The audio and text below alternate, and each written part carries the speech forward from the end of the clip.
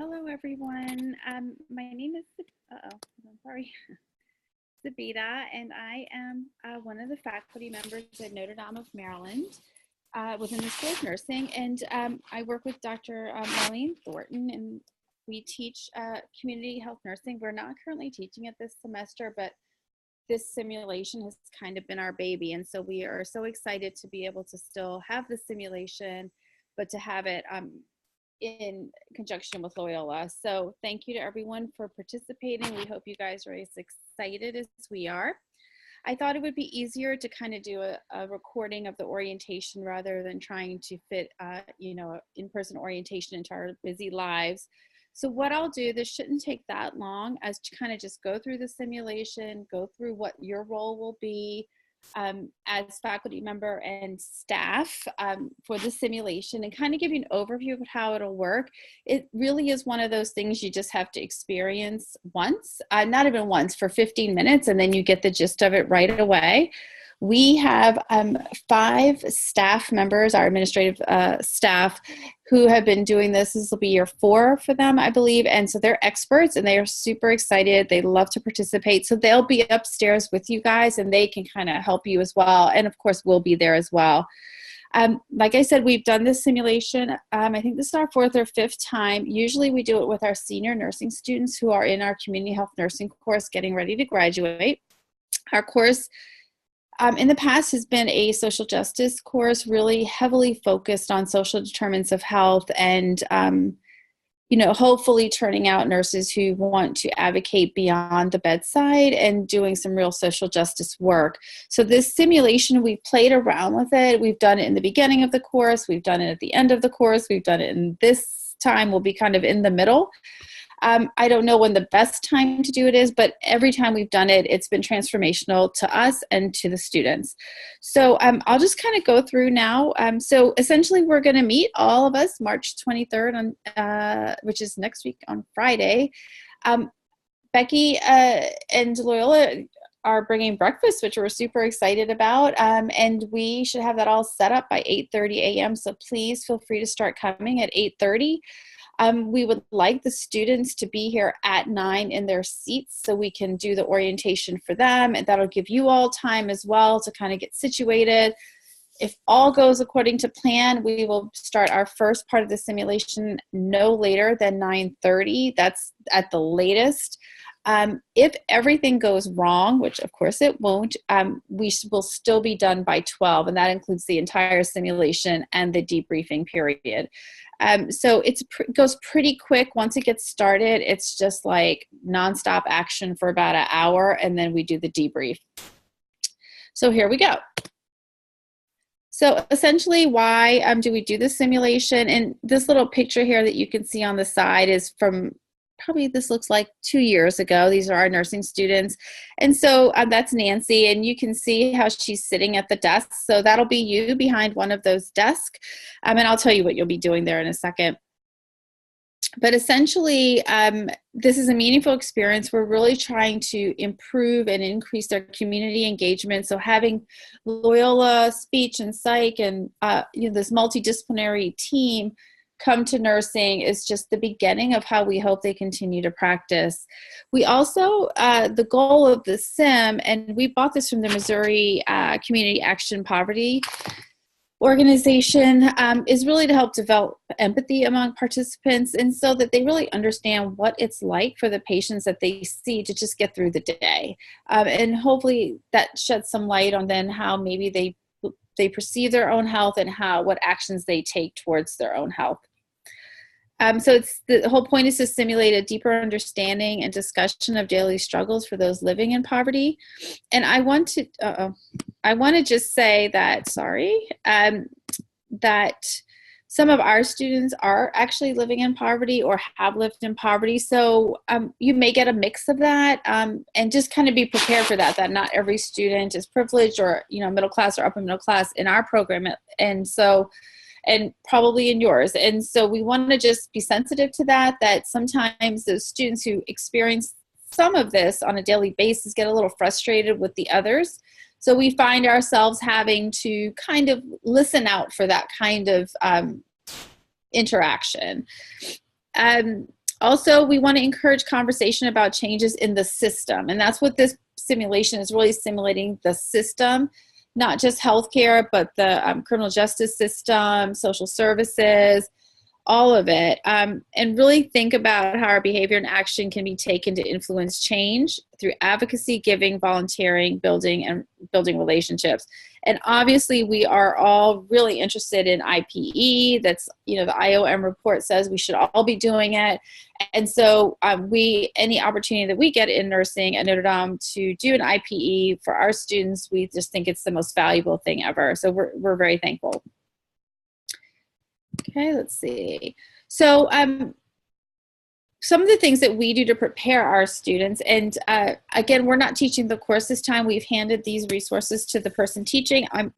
And I hope that she's sending it off. But as a follow-up, if you ever want to do some other teaching about poverty, but you don't want to do this whole simulation, or there's not time for it, our students really like the play spent. It's a quick online game per se. It takes maybe 20 or 30 minutes. We have them do it outside of class and then come to class and talk about it, but it essentially does the same thing. It walks them through a day in the life of, and they have to make choices throughout. And I would suggest that you all do it too. It's very, very, very well done. It's free and it's really good. And then there's another piece that we have them read from American Public Media, Pretending to be Poor Can Change Your Perspective. So just some readings that you might want to consider. So essentially what we do is we bought this kit, and you'll see it when you come, but really the kit comes with every single thing that we've ever needed. The instructions, it comes with all the signs, it comes with social security cards, and also just everything we need. So it's been really helpful. But what it also includes are what we call family packets. So essentially what it is the students will come through our front door and will pick up a name badge. They won't know what that name badge means, but they're going to be part of a family, one of these 30 families. And in the beginning, they'll just sit with their families. So for example, one of the families are the Duntleys, Doris, Dan, and Diana. And so they may walk in and get Doris Duntley, and they don't know who else is going to be in their family till they sit down. Then when they sit down, what they'll get is a family scenario packet and everything that they need to play the game. So they'll get a little blurb about what their family situation is, their ages, if they're unemployed or employed, what tasks they need to get done every week. And they will get a chance in the pre-brief at 9 o'clock to read through that so that they understand, and we'll also give them an orientation. So eventually, you don't need to worry about this, but there's a ton of logistics that lead up to the simulation. And there's a lot of moving parts to it, and you'll see that when you come. So what is the poverty simulation? Hopefully this is not working. I wanted to show a video, but okay, we'll skip that for now. But essentially what it is chaos, order, chaos. So if you can see, the chairs here are kind of how the families, this is their home. And so when they walk in, we'll have a sign that has their name and an address. And remember, they're going to have the name tag, so they'll sit in their home. Then what you'll have, this young lady to the left with the suit on has her name tag on. She has her baby and then her packet of information. The gentleman here standing is at a community service table. It looks like he's at the employment center. And you can see there's a line. There's always going to be a line because there's 100 students and only one volunteer, but that's the way the world works, right? And if you look at the chairs here, it says evicted. So what's going to happen is if they don't do the things that they're supposed to do, not so nice things will happen. Like if they don't get to pay their rent, the mortgage person will come downstairs and put an evicted sign on their chair, which means they can't sit there during the break between the sessions. And so we'll talk about in the debrief, what did that feel like to not have a place to go? There are a few homeless families or people, and in the very beginning, they won't have a place to go. So we'll talk to them about what did it feel like when everyone was starting and getting oriented and you kind of were just standing there because you really didn't have a place. Here are just some more pictures. I believe the one in the lower left corner, they're waiting for social services. And then you can see in the lower right corner, it looks like he is cashing his paycheck. So this is exactly how the situation will look. You'll be the person behind the desk. And so this is just a picture. You don't need to worry about this, but this is kind of how the rooms are set up. So essentially, we're going to be using our third floor. It's going to be crowded and chaotic, but remember, we want chaos, we want order, and then chaos. So what will happen is after we orient the students, I'll blow a whistle. We'll be on the first floor. We'll blow a huge whistle, and they will walk upstairs to the third floor and begin. So we're going to have every 18 minutes be 1 week of their life. So in 18 minutes, they kind of have to get through a week. And they have a task list. Remember, they have to pay their rent. They have to buy groceries. They have to drop their kids to school. There are going to be things that they need to do. We have 6 classrooms upstairs, and each one of those classrooms will have 2 or 3 stations. So as you can see, there's a mortgage company, a utility company, a school, a pawn shop. And so they're going to have to find where the station that they need. If they need to pay their gas bill, they're going to have to find that table, pay the gas bill, and then as quickly as they can get through the rest of the things they need to do. So you can imagine now they've got to figure out where everything is. Then they've got to stand in line and actually do the task and then run to the next one. And they're in a group, in a family. Some of them will have to take their kids to school first. So it gets really, it gets a bit crazy. But in a good way. So what's your role? You should have received a handout, hopefully from Becky, but we'll kind of talk about the different roles. I'll go through each one, so that way if your role, you know what your role is, you'll know what you're supposed to do. But essentially, I'll go through that. So there's a banker who's going to basically cash checks. So some people will have checks in the packet that they get at the very beginning. You also will keep track of savings account withdrawals, and anyone who has a loan payment to pay, they will come and pay that there. You do accept debit cards, and you're part of what we call the super center. So usually we have 2 bankers. Then there's a quick cash worker, and this is basically a quick cash office where people can buy transportation passes, they can cash checks, they can also come in for title loans, which we are really opposed to, but they can do that there. They are community action staff, which they basically are the food pantry, they distribute things. There's a super center where they basically have to buy their food, and they have to remember to do that every week. And then also this person will have what we call warning slips. So if there's a family who forgets to come, they go find, we have to tell them that they didn't do what they were supposed to do. So we give them warning slips that say, you didn't adequately feed your family this week. There's a mortgage and rent collector, and I showed you the picture of the person being evicted. So if the families don't pay, then you will, you'll evict them. Even though we know that you can't just throw them out, and illegally, we will illegally evict them. There's a pawnbroker, so each one of them has 4 appliances, I believe, and 2 household items. So they can cash those in, each for $100. So they go to the pawnbroker quite a bit to try to exchange for their things for cash if they need it. We have a police officer who will issue gun permits. Some people may ask for help in protecting property. We haven't used this person a lot because we haven't had enough people to man the things, but we're really excited because we have enough people now, so we are going to have a police officer. So we'll see how that changes the dynamics having a safety officer there. Utility collector, obviously they're coming. They will come to you to pay gas, electric, and phone fees. First, this person will start out at the desk, but then they're going to just get up after 2 weeks and start finding people and saying, hey, give me your money. Social services, there's a receptionist who will give out clients forms to fill out, which you know how much they love that. And they have to fill out the form. After they fill out the form, they will go to one of the 2 caseworkers. Sometimes the caseworker can help and sometimes they can't. We really, the person that plays these roles really has to think of the worst case scenario, what the stereotypical negative social worker, caseworker is, which we know isn't really always how it is, but what the public might perceive that to be, and not be, you know, the most helpful person. And the students find this particular group very frustrating because they want to get what they want because it's their right or benefit, but they get a lot of pushback from the bureaucracy.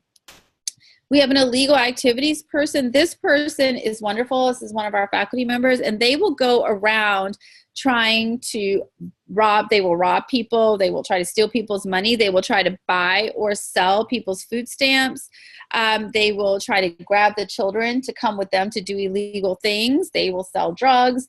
And so she's really good at this. And the students actually feel harassed by her and start running from her. It's really good. We have a school teacher and we have a preschool.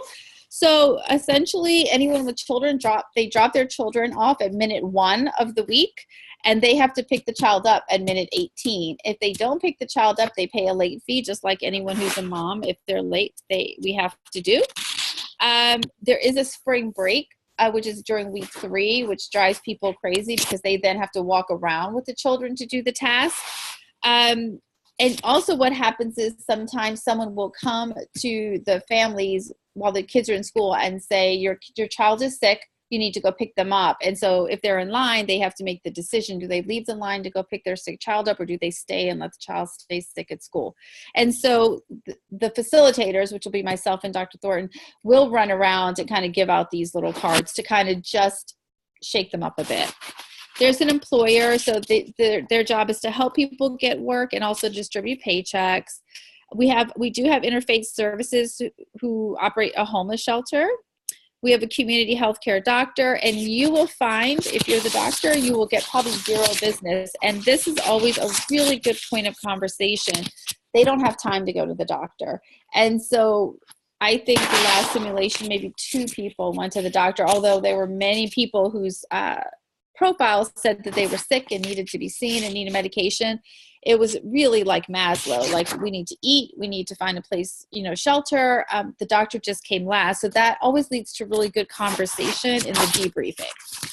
So essentially those are the roles. So you'll be assigned one of those. The other thing is we want you to serve as, when you're serving as the community agency volunteer, to really keep an eye out for the non-believers. We want you to keep in your role at all times, but try to educate people at the same time, about what it is that you're doing and they're doing, the pros and cons. Like if they're coming to get a title loan, you're going to give them the loan, but maybe plant some seeds of why it's not maybe such a good idea. But also keep an eye out for the non-believers. And this is important. There are always going to be people who don't want to play the game. And so they're going to kind of have like a little, like, this is so silly, I don't want to do this. They may have that attitude, and it's fine. We expect that, but we also want them to be respectful of people who are really taking the experience in. So if you see those non-believers, I call them, you can point them out to us. And if, we'll definitely speak to them respectfully and try to encourage them, or you certainly feel free to do the same.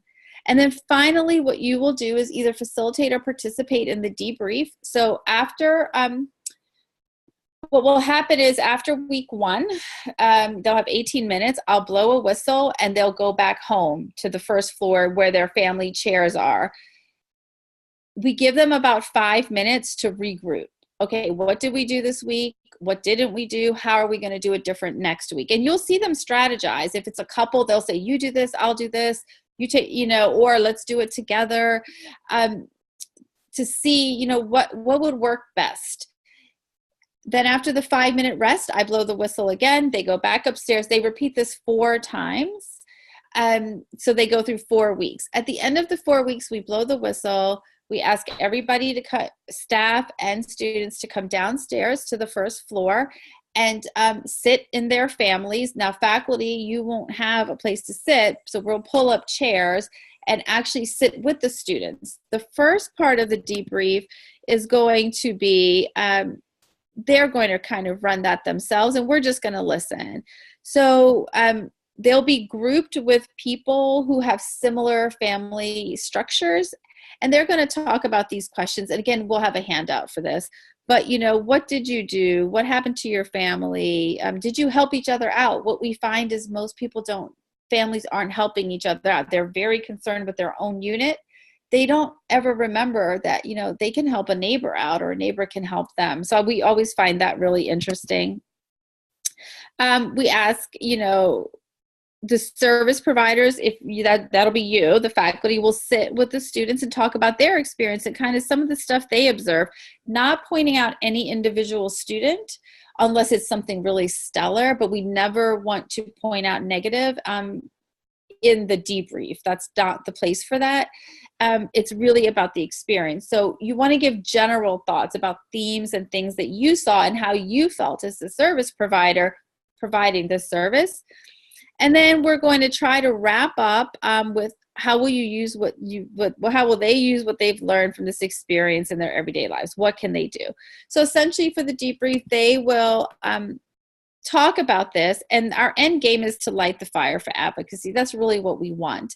So what we'll do is we'll have each group come up with a 2 or 3 minute synopsis, and then they'll present it to the larger group. And nothing long, but kind of like what were our takeaways and what are we going to walk away with? And how will this impact us later? So that's kind of really the end game. So what we also will do is we will, during the debrief, we'll share some statistics, you know, the poverty statistics in Maryland. We will share some advocacy groups. And so just so they have an understanding of the poverty in the state and the city. And also then some groups that are doing some really good work that they could join or they could emulate. And so that's really it. I don't know, Becky may be able to answer any questions for you guys, but that's really essentially it. I probably was a little all over the place and I apologize. There's just so much. Just know and trust that we'll have everything set up and ready. You will just need to come on in and you know where you belong. And you also, these signs here that you see at the very top, those will be at the tables. They look exactly like that. So you'll find, if you know you're assigned to the pawn shop, find the pawn shop and have a seat, and then we will help orient you. But everything you need will be set up for you. And that's really it. The only other thing that I just realized I forgot is anybody who comes to your table has to give you a transportation pass before you help them. Now they're given 8 transportation passes before we start.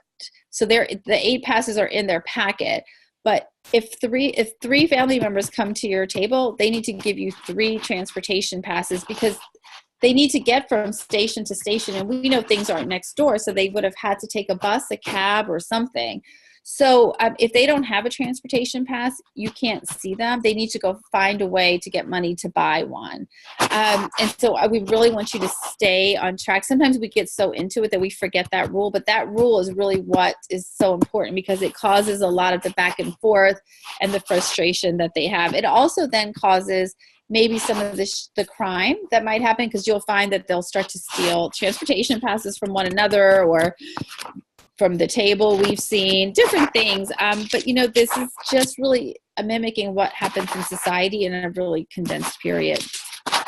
So I think that's really all I have. We, again, will be there bright and early to answer any questions. Our goal, like I said, is to start at 9:30, but we certainly don't have to. We have time. We would still be done at 12, so I don't want anyone to feel pressure or rushed. The other thing last thing that I didn't tell you is when they go to the school, the children in the school they actually learn stuff about poverty. So there's a poverty quiz. She has them write things about poverty. And so the school actually is a learning environment. They just don't sit there for the whole 18 minutes. But that's really about it. I hope this gave you just a general overview of what's going to happen. Again, I'm going to send the link via email so you can take a look at how one looks in motion. I'm sorry I couldn't get it to pull up here, but I will send that. And that might be helpful if you take a look at that too, just to give you a sense of how it looks. So I look forward to seeing each of you next week. I'll see you then. Bye-bye.